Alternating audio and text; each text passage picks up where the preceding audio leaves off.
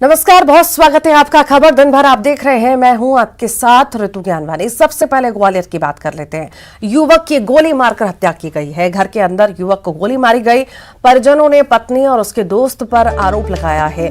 माधोगंज थाना के आपागंज की ये घटना आपको बता रहे हैं।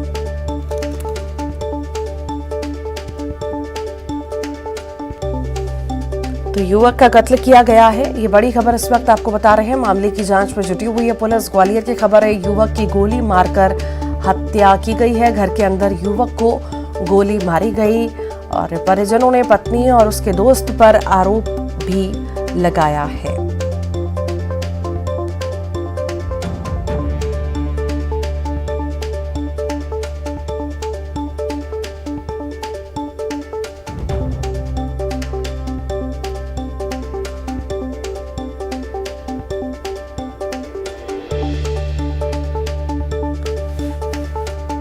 तो बड़ी खबर इस वक्त आपको बता रहे हैं, युवक की गोली मार करके हत्या की गई है और हत्या का आरोप उसकी पत्नी और उसके पत्नी के दोस्त पर लग रहा है। फिलहाल पुलिस मौके पर पहुंची है, जांच पड़ताल में जुटी हुई है। आखिर मामला क्या था, इस बारे में जानकारी जुटाई जा रही है। घर के अंदर ही युवक को गोली मारकर उसकी हत्या की गई है।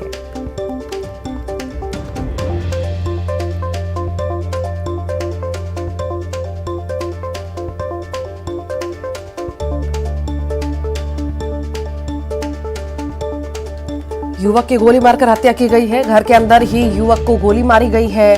परिजनों ने पत्नी और उसके दोस्त पर आरोप लगाया है। फिलहाल माधोगंज थाना के आपागंज की ये घटना आपको बता रहे हैं, जिसमें पुलिस जांच पड़ताल कर रही है पूरे मामले की।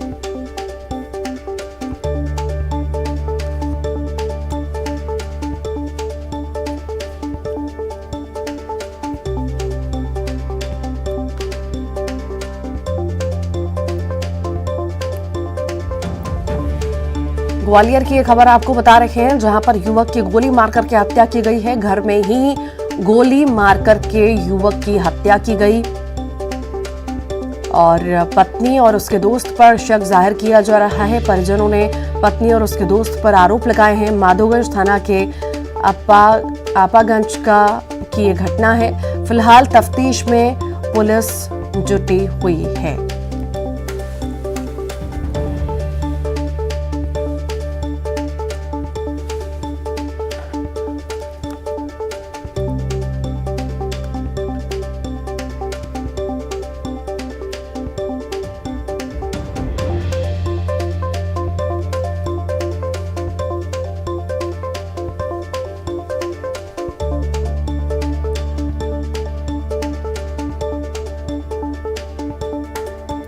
ग्वालियर की बात कर रहे हैं। घर के अंदर युवक की घुस करके हत्या की गई है। परिजनों ने पत्नी और उसके दोस्त पर आरोप लगाया। ज्यादा जानकारी के लिए सुशील हमारे साथ जुड़ गए हैं। सुशील, युवक की हत्या हुई है, आखिर क्या है पूरा मामला? बिल्कुल, देखिए, ग्वालियर के माधोगंज थाना क्षेत्र के आपागंज इलाके का ये पूरा वाकया है। यहाँ देर शाम अनवर नाम के एक जो युवक है, उसकी हत्या उसके घर में कर दी गई। उसको 3 गोलियां मारी गई और इस घटना के दौरान ही उसके परिवार वालों ने शोर शराबा किया और उसके बाद आसपास के लोगों ने मौके से जो मृतक है उसकी पत्नी और उसकी पत्नी के एक दोस्त को दोनों को दबोचा और उसके बाद पुलिस को खबर दी। पुलिस ने मृतक की पत्नी और उसकी पत्नी के दोस्त को हिरासत में लिया है। दोनों से पूछताछ की जा रही है। परिवार वालों का आरोप है कि इसमें पूरा प्रेम प्रसंग और अवैध संबंध का मामला था और इसी के चलते अनवर की हत्या की गई है। तो निश्चित तौर पर अब पुलिस उसकी पत्नी और पत्नी के दोस्त से पूछताछ कर रही है। इसके साथ ही अब एफआईआर दर्ज करने की तैयारी भी की जा रही है। ठीक, बहुत शुक्रिया सुशील।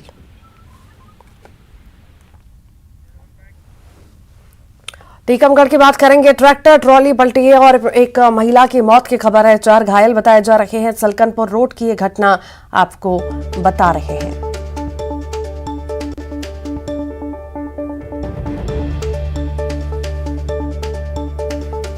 ट्रैक्टर ट्रॉली पलटने की खबर है इस वक्त की बड़ी खबर। एक महिला की मौत की खबर है तो वहीं एक घायल हुआ है।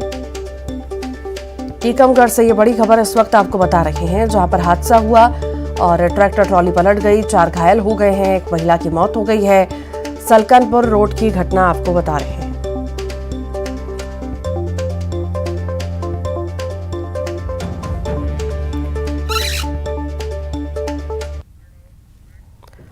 कांकेर से बड़ी खबर की बात करते हैं। दो बाइक के बीच जोरदार टक्कर हुई है। दोनों बाइक में आग लगी।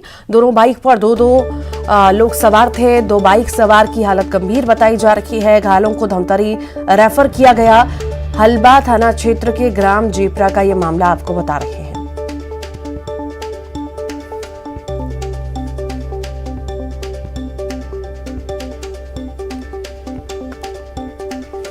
मनेंद्रगढ़ से इस वक्त की बड़ी खबर की बात करते हैं। तेंदुए ने महिला को शिकार बनाया है। तेंदुए के हमले में महिला की मौके पर मौत हो गई। वन अमला घटना स्थल के लिए रवाना हो चुका है। मनेंद्रगढ़ वन मंडल अंतर्गत कुंवारपुर परिक्षेत्र की यह घटना है। मध्य प्रदेश के संजय टाइगर रिजर्व से तेंदुआ के आने की आशंका थी। वन मंडल अधिकारी ने घटना की पुष्टि भी की है।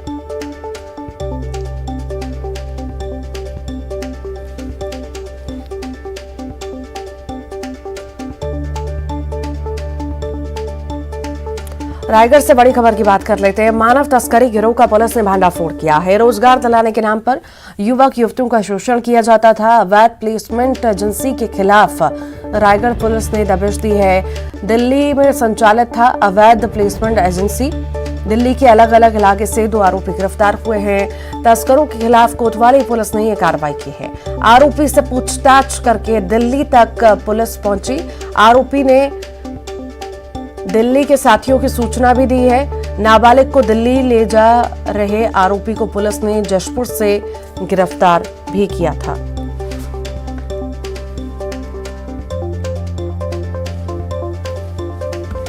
चार दिनों के हिमाचल दौरे से रायपुर लौटने पर सीएम भूपेश बघेल का एयरपोर्ट पर जोरदार स्वागत किया गया। कार्यकर्ताओं ने फूल बरसाकर उनका स्वागत किया। सीएम भूपेश बघेल ने कहा कि हिमाचल की जीत में छत्तीसगढ़ का भी योगदान रहा। यहां की योजनाओं का हिमाचल प्रदेश में फायदा मिला। उन्होंने कहा कि देवभूमि से कांग्रेस की नई शुरुआत हुई है। अब कर्नाटक में कांग्रेस का परचम लहराएगा।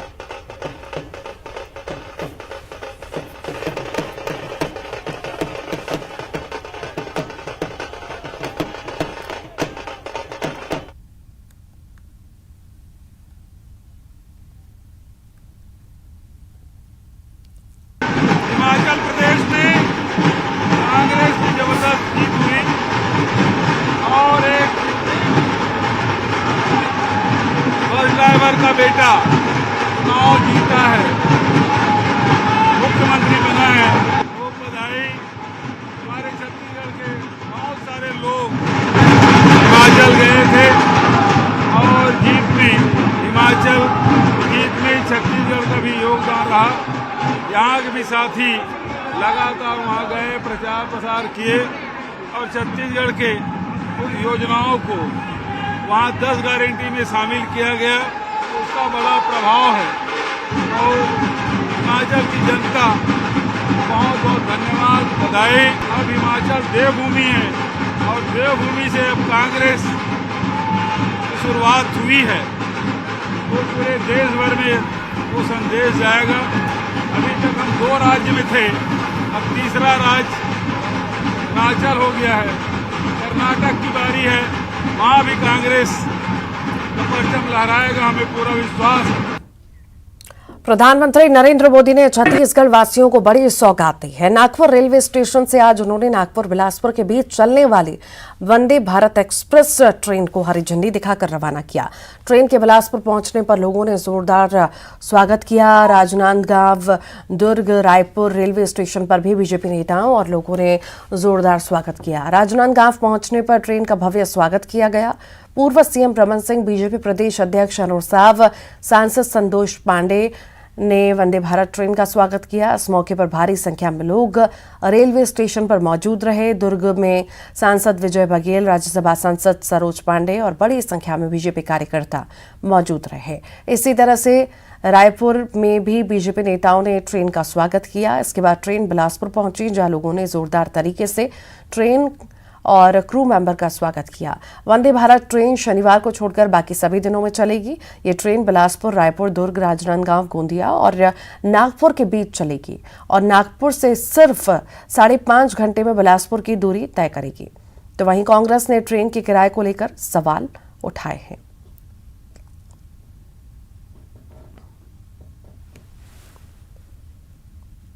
लोग सेंट्रल रेलवे की नागपुर की कल्चरल टीम से मेंबर्स हैं। हमें बहुत अच्छा लग रहा है, हमारे नागपुर का नाम बहुत बड़ा हो रहा है। ट्रेन में चढ़ के, नए वंदे भारत में चढ़ के मुझे बहुत अच्छा लग रहा है। एक शब्दों में कहा जाए तो जमीन पर एरोप्लेन की फैसिलिटीज में मिल रही है। सर हम बहुत ही एक्साइटेड थे जो ट्रेन में बैठने के लिए। हमें इस ट्रेन में बैठ के बहुत अच्छा लग रहा है। It's to be an historic moment for us. We are civilian, but we are the part of this moment. So we are very feel to be proud. Sir हमें बहुत प्राउड फील हो रहा है कि हमें इतनी अच्छी अपॉर्चुनिटी मिली, इतनी लग्जरियस ट्रेन में बैठने का मौका मिला। हम लोग बहुत खुश हो रहे हैं। बहुत अच्छा लग रहा है, मतलब ये ट्रेन बहुत अच्छी है, कंफर्टेबल है, सब चीज की सुविधा भी है। यहाँ पर मतलब सारा सिस्टम मैंने देखा है, ऑटोमेटिक है, साथ ही साथ लाइट है, डैशबोर्ड है। ये ट्रेन पे भी 130 में अभी ये गाड़ी चल रही है, आप देख सकते हैं, लेकिन बिल्कुल खबर ही नहीं है। भारत की मिसाल है। देश के प्रधानमंत्री जी ने कहा था कि आत्मनिर्भर भारत हो, वंदे भारत, ये शुरुआत उसकी भी है और हमारा देश बदल भी रहा है, आगे भी बढ़ रहा है। और प्रधानमंत्री जी ने यह नारा दिया था, वो नारे को आज हम साकार होते हुए देख रहे हैं। छत्तीसगढ़ वासियों को जिस प्रकार से उन्होंने ये सौगात दी है, मैं इस सौगात के लिए माननीय प्रधानमंत्री जी को साधुवाद देती हूँ, अभिनंदन करती हूँ और कामना करती हूँ कि ऐसी सौगात वो हमेशा और हर पल छत्तीसगढ़ को देते रहे। मातरम ट्रेन छत्तीसगढ़ पहुंच रही है और भारतीय जनता पार्टी और उनसे जुड़े हुए उनके पार्टी के सांसद बढ़ चढ़ कर के इसमें हिस्सा ले रहे हैं स्वागत में। बहुत अच्छी बात है, नए ट्रेन का स्वागत होना चाहिए, लेकिन ये भी साथ में इनको जिम्मेदारी लेना चाहिए कि एक ट्रेन को चलाने के लिए इतने सारे उसके तारीफ के पुल बांधे जा रहे हैं और सैकड़ों ट्रेन रोज़ रद्द हो रही है और लोगों को प्लेटफार्म में रात गुजारना पड़ रहा है, दर दर के लोगों को ठोकरे खाना पड़ रहा है। उसका जवाबदारी कोई नहीं लेता है। इसकी भी नैतिक जवाबदारी आम आदमी के लिए तो ये बहुत महंगी ट्रेन है। एक फ्लाइट के बराबर इसकी टिकट की रेट है और इसकी जवाबदारी कि कब कहाँ खड़ा हो जाए इसका। ट्रेन जो है वो बिलासपुर स्टेशन पर पहुंची है और भव्य नज़ारा हम आपको दिखाएं कि किस तरह से उत्साह है लोगों में। सबसे खास भी था ये कि नागपुर से जब ये ट्रेन चली और उसके बाद जैसे जैसे अगला पड़ाव पर पहुंचती रही, लोगों का खासा उत्साह जो है वो स्टेशन पर दिखाई दिया। बिलासपुर स्टेशन में शाम 5:15 बजे के आसपास ये ट्रेन पहुंची है और कल नियमित रूप से ये अपने निर्धारित समय से ट्रेन चलने लग जाएगी। लेकिन जिस तरह का उत्साह वंदे भारत को लेकर के दिखाई दिया, वो गजब का उत्साह दिखा। हर व्यक्ति जो है अपने नए अनुभव साझा कर रहा था। यहाँ तक कि जो ट्रेन के क्रू मेंबर थे उन्होंने भी अपना अनुभव जो है वो साझा किया। सबसे खास बात यह कि टीटी से लेकर के जो इंजन के ड्राइवर थे, यात्री थे, सभी ने इस ट्रेन को काफी ज्यादा सराहा और इसकी यात्रा को सफल और सुखद बताया। विनोद कुशवाहा, न्यूज़ 18, बिलासपुर। वाराणसी में केंद्रीय मंत्री अनुराग ठाकुर का सरल अंदाज देखने को मिला। वाराणसी में आयोजित काशी तमिल संगमम कार्यक्रम के दौरान केंद्रीय मंत्री अनुराग ठाकुर आम जनता के बीच बैठकर कलाकारों की हौसला अफजाई करते नजर आए, तो वहीं मैदान में लोगों के साथ क्रिकेट भी खेला।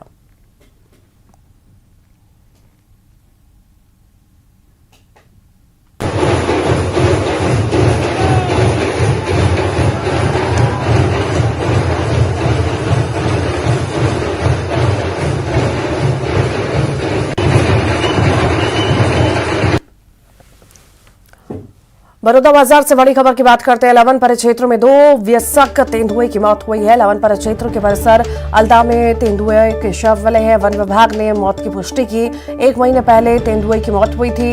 लवन परिक्षेत्र के अल्दा बीट गार्ड की लापरवाही उजागर हुई है। 1 महीने पहले हाथी की मौत हुई थी।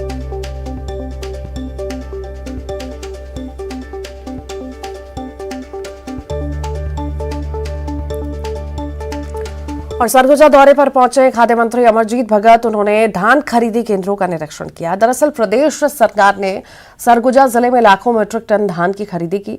इसी क्रम में खाद्य मंत्री अमरजीत भगत ने अपने विधानसभा क्षेत्र राजापुर और खड़गावा धान खरीदी केंद्र का निरीक्षण किया, किसानों से बातचीत की। मंत्री अमरजीत भगत ने बताया किसानों को ऑनलाइन के माध्यम से टोकन की सुविधा मिलने से अब उन्हें लाइन में नहीं खड़ा होना पड़ रहा है। जिले में पर्याप्त मात्रा में धान खरीदी केंद्र खोले गए हैं। का काम पूरे प्रदेश में सुचारू रूप से चल रहा है। माननीय मुख्यमंत्री जी, उनका पूरा टीम, चीफ सेक्रेटरी, उनका पूरा टीम, कलेक्टर, उसका पूरा टीम इस काम में लगे हुए हैं। कहीं भी किसी भी प्रकार का कोई कमी या अभाव देखने को नहीं मिला। सभी जगह पर्याप्त मात्रा में बारदाना है, पर्याप्त मात्रा में धान खरीदी केंद्र खुल गया है। सब लोगों को टोकन दिया जा रहा है, अपनी बारी बारी से धान बेच रहे हैं। अब गरियाबंद जिले की बात करते हैं। फिंगेश्वर नदी पर 18 गांव के लिए सीएम भूपेश बघेल द्वारा बैराज बनाने की घोषणा के बाद हजारों किसानों ने मुख्यमंत्री भूपेश बघेल और राजिम विधायक अमितेश शुक्ला का आभार जताया। इसी के लिए किसानों ने बाकायदा एक आभार कार्यक्रम का आयोजन भी किया, जिसमें राजिम विधायक अमितेश शुक्ला शामिल हुए। दरअसल बैराज बनाने की मांग किसान काफी समय से कर रहे थे, जिस पर राजिम विधायक के सहयोग के बाद मुख्यमंत्री बघेल बैराज बनाने की घोषणा उन्होंने की है। अनगिनत है, क्योंकि बैराज का जो मांग है पूरा सर्वदलीय मांग था इस क्षेत्र का, 18 गांव का, जिसमें हमारे क्षेत्र के लोग बहुत उत्साहित है और बहुत कुछ आज देखने को भी मिला। यहाँ पर बहुत सारे लोग पहुंचे थे, किसान और कार्यकर्ता सभी लोग धन्यवाद दिए हैं और बैराज का मांग बहुत बड़ा मांग है और हम लोग बहुत खुश है। रूप से एक बहुत ही हर्ष का विषय है पूरे हमारे 18 गाँव के लिए, क्योंकि बहुत पुरानी मांग थी। भाजपा का 15 साल के उसमें लगातार ये मांग उठी 18 गांव से, और मैं भूपेश भाई को पूरे राजिम विधानसभा और 18 गांव की तरफ विशेष रूप से धन्यवाद दूंगा कि उनने जो है आज श्याम भैया जैसे जो श्याम भैया थे वो किसानों के प्रति हमदर्दी और रखते थे, संबंध रखते थे, किसानों के प्रति सोचते थे। अभी तक आपने ग्रेजुएट चाय वाला और ग्रेजुएट चाय वाली के बारे में सुना होगा, लेकिन आज हम आपको ग्रेजुएट कपड़ा वाले के बारे में बताएंगे। जी हां, जब कॉलेज की पढ़ाई पूरी करने के बाद बालोद में आकाश नाम के युवा को नौकरी नहीं मिली तो उसने सड़क किनारे कपड़े की दुकान खोल ली और नाम रख दिया ग्रेजुएट कपड़ा वाला। बालोद जिले के गुरूर में रहने वाले आकाश देवांगन ने 2 साल पहले ग्रेजुएशन पूरा किया था। सरकारी नौकरी की उम्मीद में 2 साल बिता भी दिए, लेकिन नौकरी तो मिली नहीं, बल्कि कोरोना काल ने परिवार की आर्थिक स्थिति को और ज्यादा कमजोर कर दिया। तब आकाश के दिमाग में ख्याल आया कि बिजनेस किया जाए और सड़क किनारे खोल दी कपड़े की दुकान। नाम रखा ग्रेजुएट कपड़ा वाला।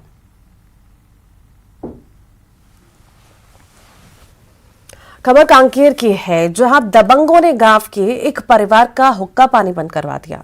जमीनी विवाद को लेकर दबंगों ने एक परिवार का हुक्का पानी बंद करने का फरमान जारी किया। इतना ही नहीं, परिवार के बुजुर्ग महिलाओं के साथ भी दबंगों ने मारपीट की। साथ ही परिवार के बच्चे को पेट्रोल डालकर जिंदा जला देने की धमकी दी। दबंगों के डर से पीड़ित परिवार शासकीय अस्पताल में शरण लिए हुए है। पीड़ित परिवार ने बताया कि मामले की शिकायत थाने में की गई, लेकिन अभी तक कोई कार्रवाई नहीं की गई है।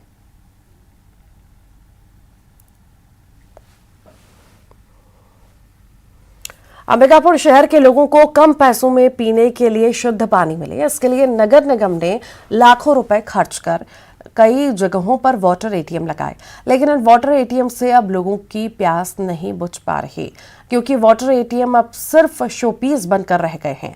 इस समय सिक्का का वजन और आकार कम कर दिया गया है, जिसकी वजह से वाटर एटीएम में सिक्का डालने पर पानी नहीं निकल रहा, जिससे यात्रियों को काफी परेशानी हो रही है। लोग महंगा पानी खरीदने को मजबूर हैं। तो वहीं इस मसले पर महापौर ने 15 दिनों में ठीक कराने की बात भी कही है।